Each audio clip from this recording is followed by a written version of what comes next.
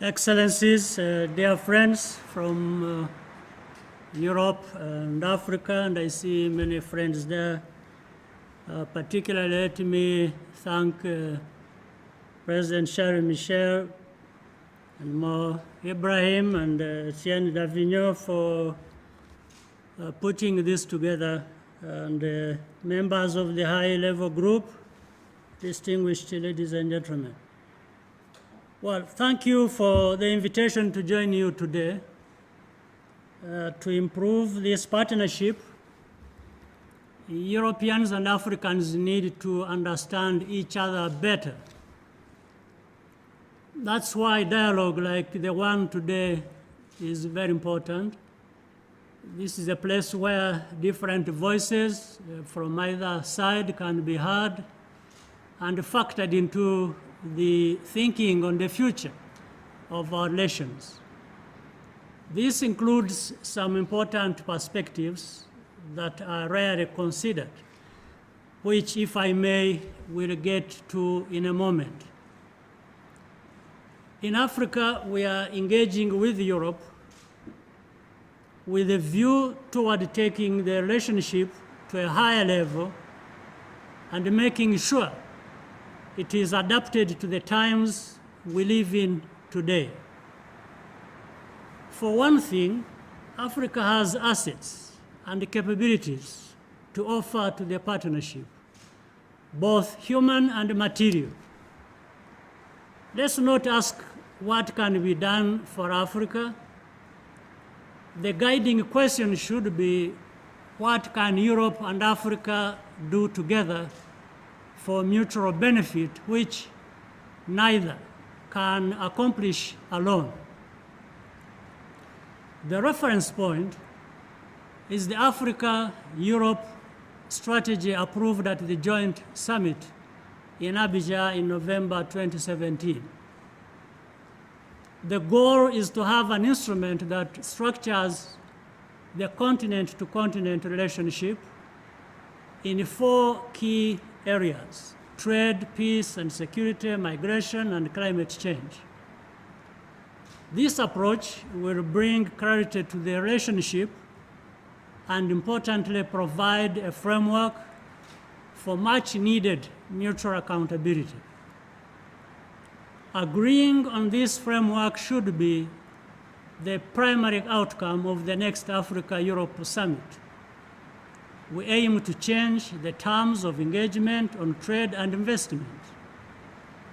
The African Continental Free Trade Area is now entering the implementation phase. This opens up new opportunities for more attractive cooperation with the partners who are invested in Africa's prosperity. It is therefore important to ensure that the space to properly and fully implement the CFTA is respected. We wish to negotiate the future trading rules on a continent-to-continent basis, not in a fragmented or haphazard manner. On climate change, Africa has made multilateral commitments in the context of the Paris Agreement, which cannot be put aside. Africa's route to attaining the Paris Agreement, the way to attaining the Paris Agreement objectives may differ from Europe's, and that should not be seen as a problem. We also want to take the relationship to the next level in terms of a common understanding of governance. The attitude of adult supervision has to be left in the past. Examples of right or wrong conduct can be found everywhere. We must avoid the temptation to reduce Africa to the lowest common denominator with blanket judgments and generalizations.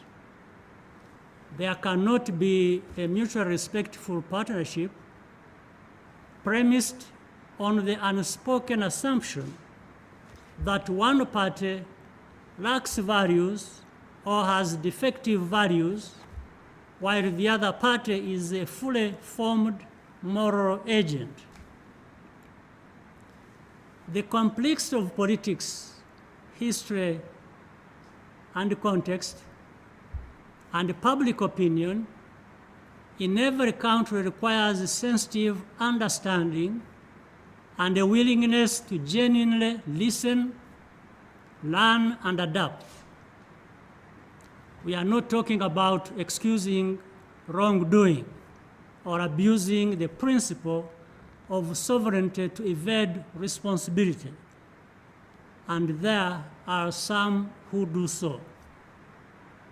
It is about dialogue, respect, and a commitment to the more robust partnership which both Africa and Europe need in order to prevail over the challenges of the 21st century together.